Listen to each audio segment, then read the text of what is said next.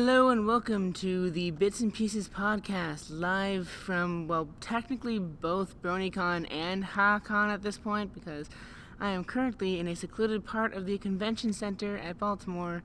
So let's see how well this stream goes, because I could either A, lose internet, or B, get yelled at by security. I'm in an undisclosed location. Yes, hello, I am Comic Sans. I am a reviewer of the MLP Comics. And this is Cool Man Stan. He's my best friend. Hello. I also do music on YouTube. Hopefully start to do more soon because I got my computer back up and running. But Yeah, and he also plays the character of Cool Man Stan, his OC's name, in my reviews. But that's not important right now. We are here to discuss comics, and I really wish I could have gotten more people to be in this podcast, because it's supposed to be a discussion, so I guess we'll involve the audience a lot more. So, MLP Comics, I consider them canon. But that's my personal opinion. A lot of people don't consider them canon. I don't. Why don't you consider them canon? Why would they be canon? Because... stream health is dropping. I don't know if we're streaming currently, but, anyways, I consider... I won't know because it's still lagged back, but... Anyways, I consider the comics to be, canon, unless they conflict directly with show canon, such as, what was it? The Nightmare Rarity arc has a lot of continuity errors. I actually hate that arc and any arc associated with it, even to the slightest bit of degree. So, I didn't like the Nightmare Rarity, I didn't like the Nightmare Moon, Fiendship for the same reason, because it literally is like a prequel to the Nightmare Rarity arc. See, instead of just hating arcs, I just consider them not canon. It's a lot easier. No. I really hope that we're streaming, because according to YouTube, we don't have good stream health, so... It's definitely streaming, so, but it is lagged back a bit. Okay. Anyways, so, I consider the comics canon. You don't consider them canon.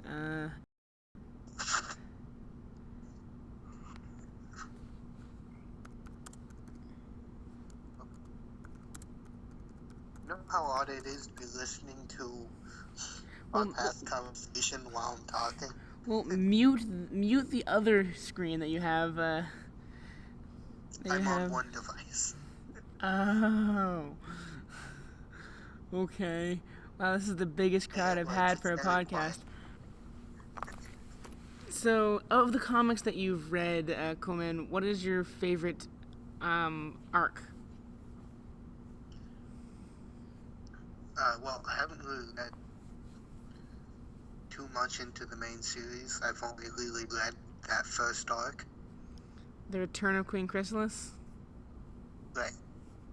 So it's got to be that one. That's the only one I read. Yeah, that's a pretty good arc. Despite that, it's going to be Nightmare Rarity. You just said that because because I said I hated that arc.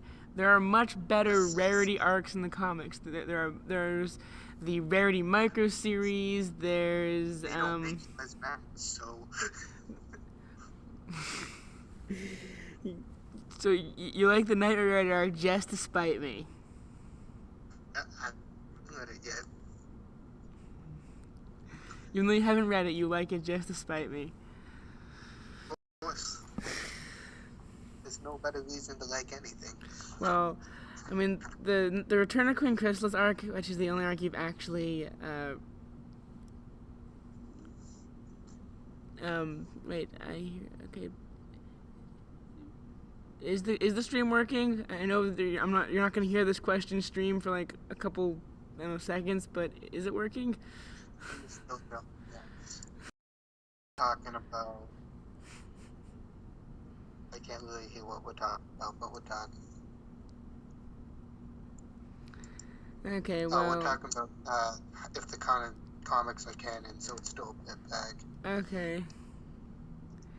Well, the reason it's lagging is because I'm on the public internet for the Baltimore Convention Center, and it's probably not the fastest internet. So, we're off now. It officially says I'm offline, according to we're not doing too good as far as stream health goes. Oh no. This is what I get for not planning ahead very well. Anyways, so the Nightmare Rarity arc, it was okay for a first arc. I mean, the art was better than the story. Like I said in my review of that arc, I don't know. There's way too much filler in that one. I mean, they're basically just walking from point A to point B for 2 arcs. There's not 2 arcs, for 2 parts of the comic. They could have sped things up and made it like half the length, and it still would have been a good story. But that was okay.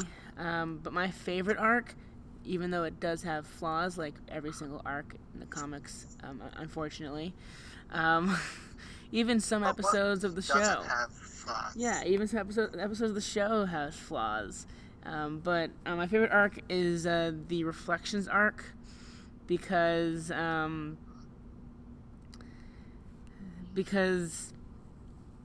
I really like Fringe, the TV show, and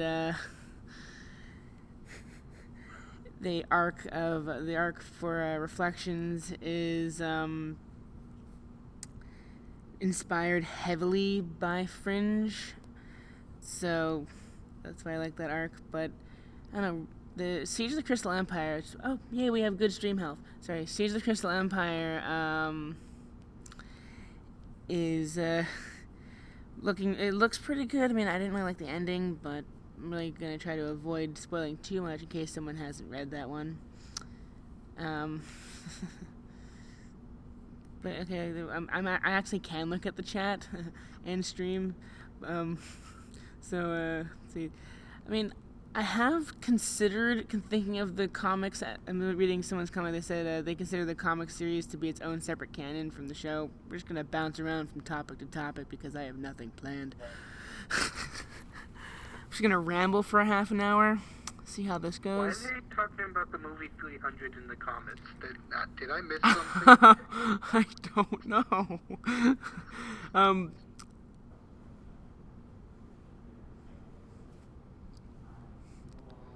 Well, I mean, I'm still technically recording this, so I guess I can still ramble.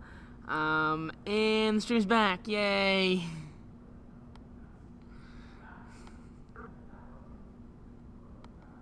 Konnichiwa. Yeah, well, wait, we lost, like, the entire audience because the stream went offline and people left. The stream is all the way back at, way far back. No, they were mentioning that the stream was offline. We lost, like, the entire audience. Oh, well. You win some and you lose some. I decided I would do a podcast streaming thing on the crappy Baltimore Convention Center internet, and this is what I get.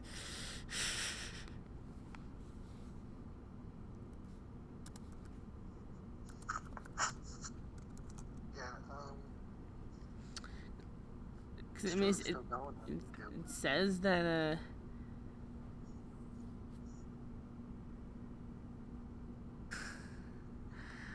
don't know if there's a newer main series comic arc yet, but I haven't really gotten the chance to read them because in my reviews I'm like over a year behind as far as new releases go for the comics. So, oh, the audience is back. Anyways, I've not read the most recent ones. The most recent Friends Forever that I've read was where is it? micro series. There I go. Most recent Friends Forever was the Granny Smith and Pinkie Pie one. And then the most recent of the main series was the Rainbow Dash Has a Bad Day one. I haven't read any. That sounds intriguing. Well, it was in the style of that what's his face's No Good Very Bad Day children's book. So like it wasn't really a comic. It was like a mock-up of a children's book. Rainbow Dash had a bad day. It just sounds like they let a child name the comic and then it just kind of wrote something. It was written by Katie Cook and illustrated by Andy Price, and they almost always do a good job. But it's like it's a book. It's a comic completely in rhyme, narrated by Zakora, and it's about Rainbow Dash having a no good, very bad day. No good, very bad. And because of her bad day, all of Ponyville, actually all of Equestria, gets infected with like this gray cloud floating, a literal gray cloud floating over their head, which makes everyone be angry at each other and have bad days. I'm surprised they didn't die. Rainbow Dash is pretty integral to everyone's life. Apparently. But that was the most recent comic that I read, and such. So I'm not up to date. I apologize to anyone who expected me to be up to date. Actually, there's a currently shelved collab that I was going to do with someone. I'm not going to say who they are, just in case it never pans out. I don't want to promise something that will never get delivered. Whereas like the top, either top 10 or top 7 comics that we'd like to see the show tackle, as far as story. And the one that I would love to see is the Luna micro series, also known as The Day Shift, or the time Celestia conned Luna into taking 3 shifts of leading the country, because Luna and Celestia are arguing over which shift is easier, taking care of the night or the day, and so Luna takes care of the day to prove Celestia wrong. And then at the end of the comic, it's Luna's turn to take over the night again, and Celestia goes to bed. So, but it's a hilarious comic, and because I love that comic so much, and I'd be so biased towards giving it a good score when I reviewed it, I gave it to my non-Brony friend and had him review it. I'll eventually review it myself, but I would love to see The Day Shift get animated, mostly because it would be a Celestia Luna episode, which we have none of those. Another good one though is the Rarity micro series would be a great one, mostly because I want to see Flaxseed and Wheatgrass show up in the show, because they were the original hippie ponies before Tree Hugger existed. Right. But also Return of Queen Chrysalis would be great. Nay Anything. All the arcs that I said were pretty good, so like Return of Queen Chrysalis, then the Arc of Zebra Repair, Nay Anything, Reflections, Manhattan Mysteries, Night of Living Apples. Even another one I didn't mention when I was listing off good arcs to start with, the one I refer to as the Ponyville Days War. Basically, there's a civil war in Ponyville between whether the Apples founded Ponyville or Filthy Rich's family founded Ponyville. That one's a Which one is Captain America? different Civil War. Basically, it's basically the two sides are technically Rarity versus Applejack, because the first shop owned by Filthy Rich's family was where Carousel Boutique exists, and so Rarity is fighting for her right to have a plaque in her store that says this is the first building in Ponyville. So she's Captain America. Actually, I think Applejack and the apples would have been would be Captain America. Applejack strikes me as more as an Iron Man. Anyways, that arc, as ridiculous as it is, fighting a battle between garments and apple pies, that'll be fun to see animated. Anyways, moving on to the next question. Comic and Cool Man. Okay, which artist of the comic is your fave? Since the comic's vary in style, Andy Price. Andy Price. I have a major streak of fanboying over Andy Price to the point where I no longer even acknowledge the art in my reviews, because if I do, I'm just gonna fanboy all over the place. I actually met Andy Price. He's at the convention, and I had him commission the Observer pony from the Reflections arc for $10. It was great. But yes, Andy Price, followed closely by, I think, Tony Fleece. Originally, I didn't like Tony Fleece's art, but after the Flim Flam Brothers and Granny Smith Friends Forever, which takes place at AppleCon, which is the best invention ever. All the references and background things were on par with Andy Price, so Andy Price followed closely by Tony Fleece, I think. Who's your least favorite? Who is my least favorite artist? I don't have a least favorite artist. All the art is good. I do prefer the ones that deviate from show style, but the show style artists are pretty good, so I actually don't have a least favorite artist. How am I supposed to know who to like if you don't tell me? Actually, that's incorrect. I do have a least favorite. I hate the chibi style of, let me find one of the comics that they drew so I can say, the chibi pony style of, Jay Foskett. Jay Foskett, my favorite.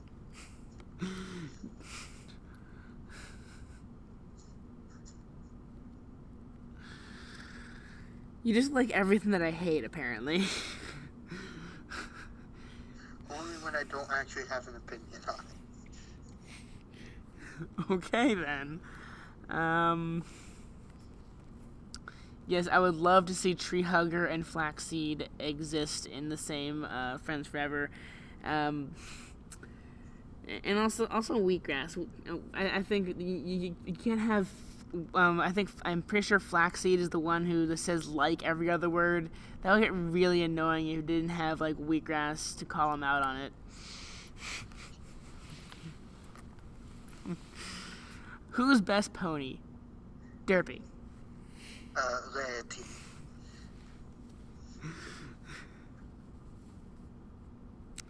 Well, that question was an easy one. Yes, that was a really easy question.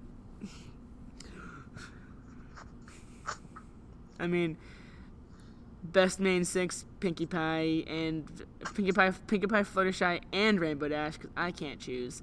I'm just gonna name all the main 6 and. Best main 6 is Starlight Glimmer. No, just kidding. Beautiful, on point. Technically, she's a main character now, so it's the main 7. Best villain, Queen Chrysalis. And we're actually a minute. We're actually a minute over. I could continue rambling for another half hour. I haven't been yelled at by security, even though I've lost internet connection twice. Let's continue. Woo! Yeah, I get 50 megabytes a second down here. It's actually quite impressive. You know what? I originally applied for a hour-long panel, and I was asked if I could do a half-an-hour one. I'm like, I don't know if I could fill an hour, so sure. But you know what? I ramble enough. I probably could fill an hour. Which comics are we discussing at the moment? We're discussing the My Little Pony comics, and we're jumping around because I should have planned things, but I didn't, so we're just going from topic to topic. What comic arc would you like me to discuss? No, I haven't seen any of the fan art, but I'm going to look it up apparently, because that sounds awesome. Wait, what art? What fan art? AJ as Captain America. Oh yeah, I think there's AJ as Captain America. Let's see. I think there's ones with the main six as the various Avengers, and there's also ones with background ponies as the Avengers, and I think and they're both pretty cool. But this is a panel about comics, not fan art. Oh, it was because we were talking about it. Have you? Oh, yeah, he's asking if you, Matt27 was asking if you've seen the. I guess it's relevant, somewhat.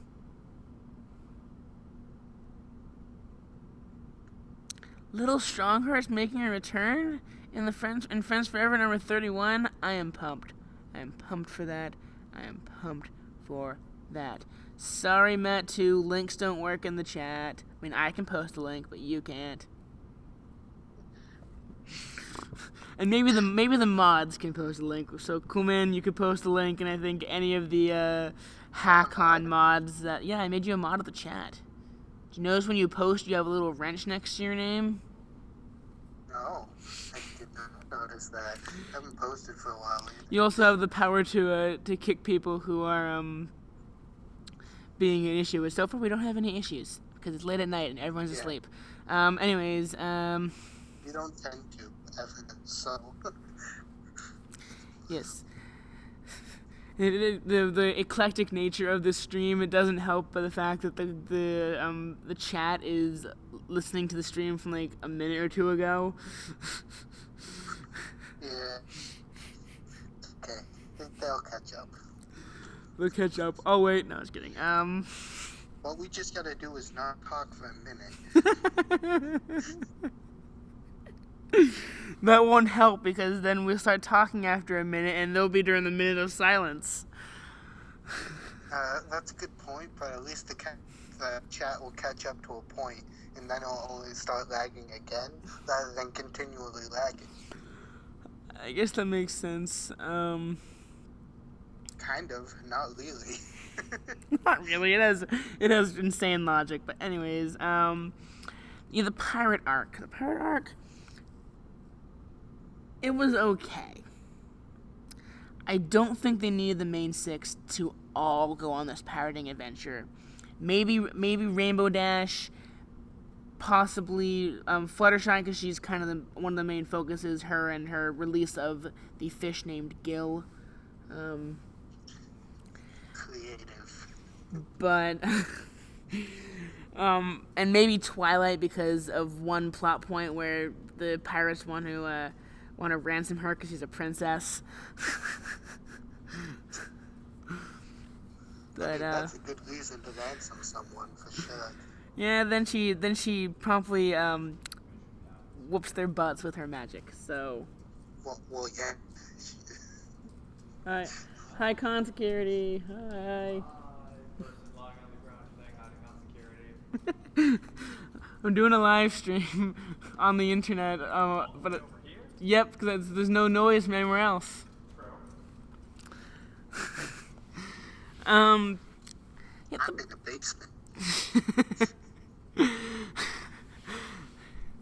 I'm surprised they didn't think that was strange. Anyways, back to the focus of the chat. Let's see. I still haven't read. This is collect the pirate arc, or the bookworm arc, and the pirate arc.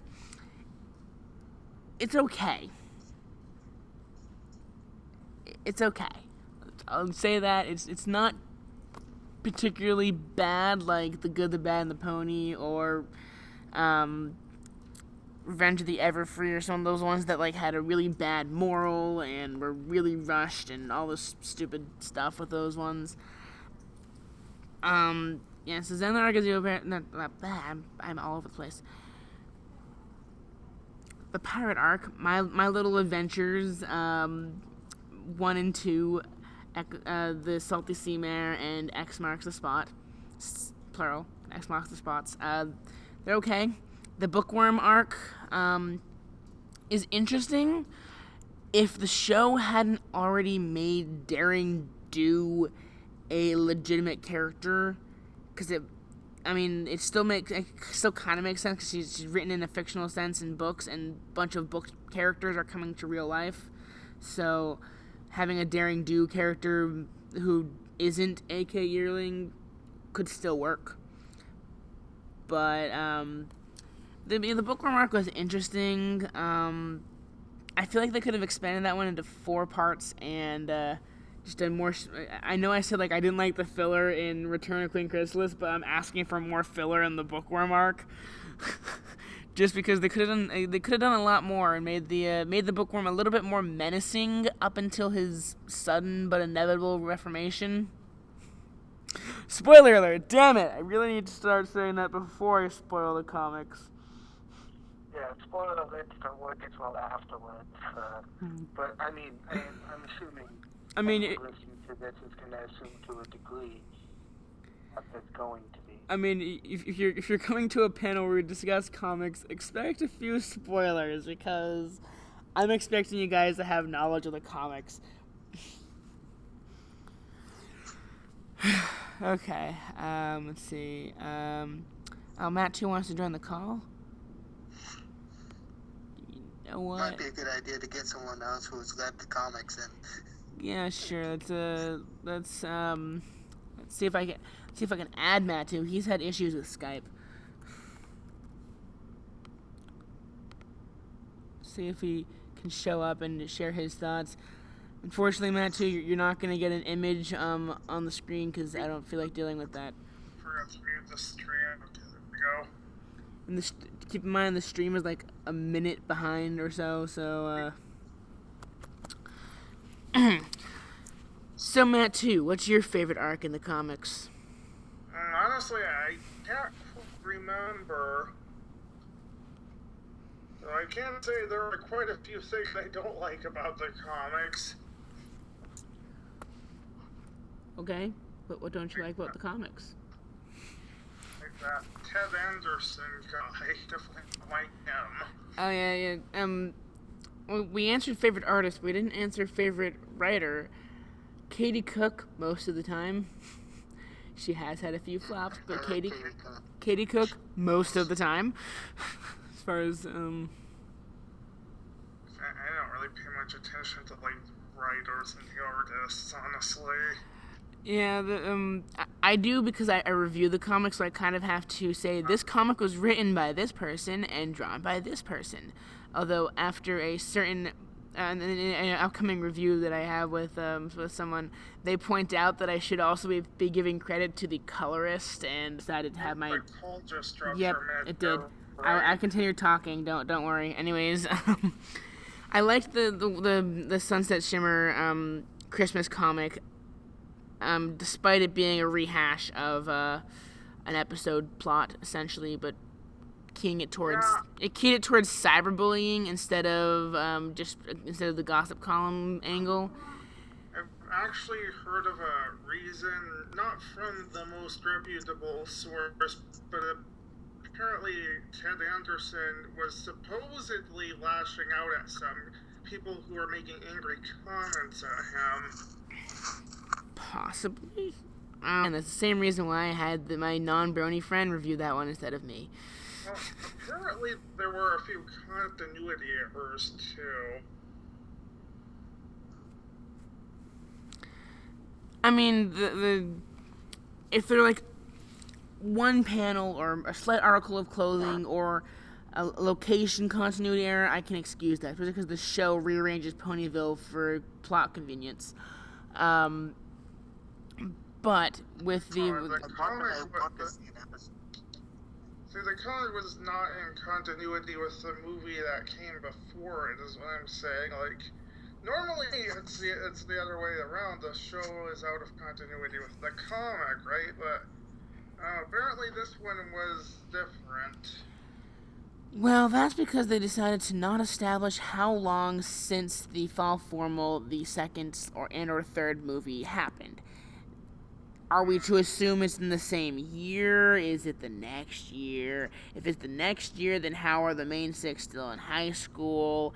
They need to figure out how time flows between Equestria Girls and the regular Pony universe. Pony Girl Confidential one, right? I'm just saying, I mean, yeah, there's a the timeline continuity. I can kind of understand. They didn't establish any time had passed between the movies for the Equestria Girls universe when they should have. But it's possible that the comic took place after all 3 Equestria Girls movies, soon to be all 4, or it took place somehow between movies.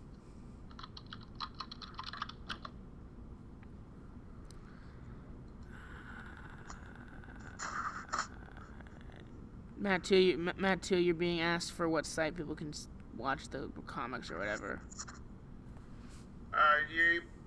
Yayponies.eu.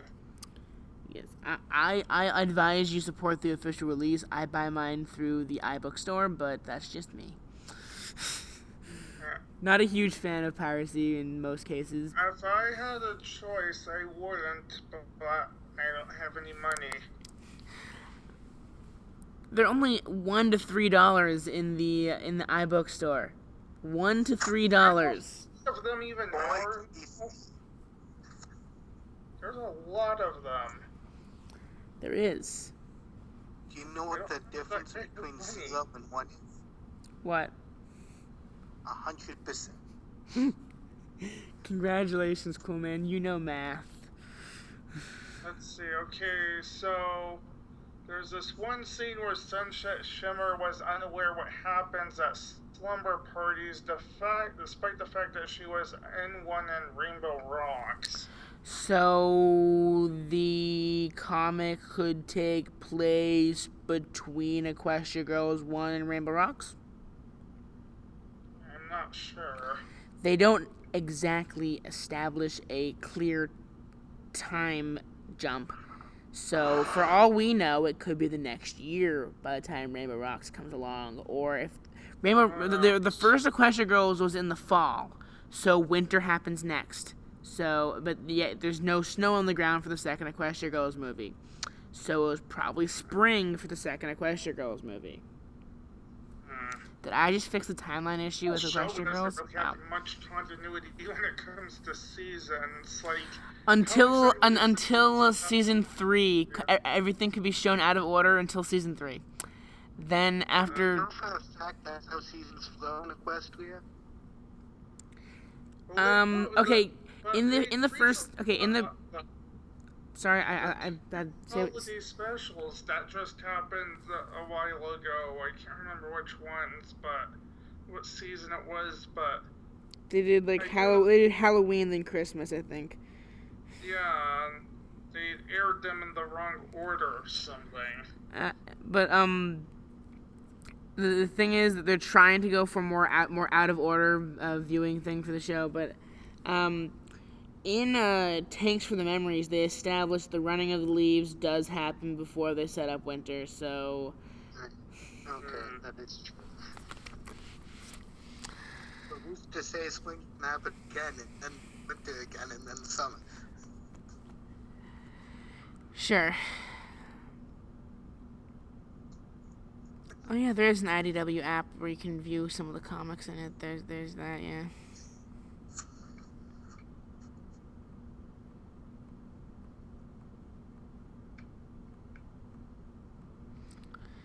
Now the show is talking. Now the comments are arguing whether Moondancer or Sunset Shimmer is the better pony. I think that's the argument's happening.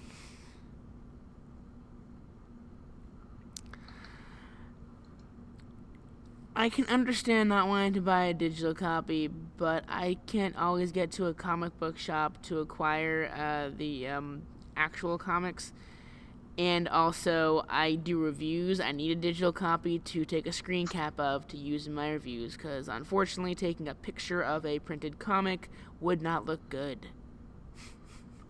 Yeah, and I do some stuff on my Tumblr mod blog, like I'll take screenshots of the comic myself. Like, comment on them. More recently, because the only place you can get a lot of the older comics now, like from Return of Queen Chrysalis to some of the older arcs, is if you go to a convention. Because at conventions, they do actually have several vendors that just sell a plethora of comics, and I have no clue how they manage to get them, because I can't find them even in my regular comic book shop. But the more idea called speculation. You buy them in advance, thinking they'll sell later for a higher price.